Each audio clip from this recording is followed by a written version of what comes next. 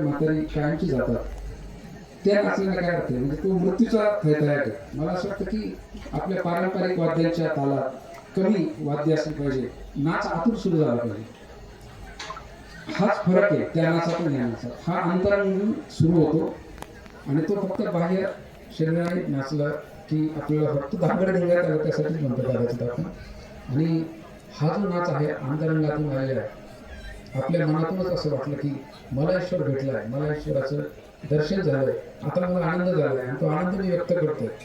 म्हणून वारकरी संप्रदायात कीर्तन आहे किंवा नाचो कीर्तनाचे रंगी ज्ञानदीप लावू जगी.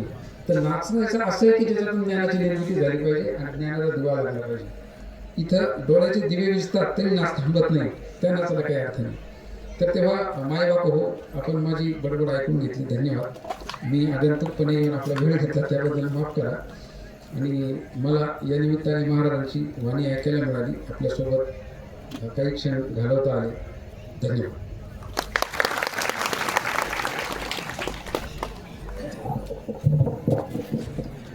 आपल्या मासिक चतुर्थी निमित्त भव्य दिव्य असा कीर्तन सोहळा.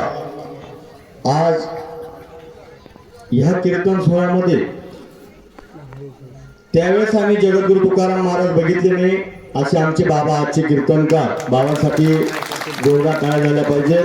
आणि मी साहेबांची एक वेळा माफी मागून एक बोलणार आहे. तहसीलदार म्हणजेच मामलेदार, देव मामलेदार. आम्ही त्या काळात मामलेदार देव मामलेदार बघितले नाही. आज तुम्ही हे वारकरी संप्रदायाची जी रूपरेषा मांडली त्या रूपाने आम्ही तुम्हाला मामलेदार मध्ये बघतो.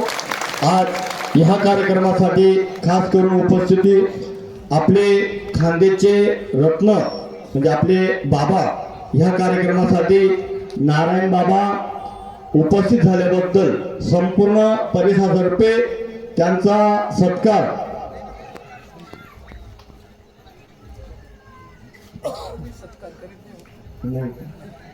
नाना करतील. 2 मिनिटं काही करू ना.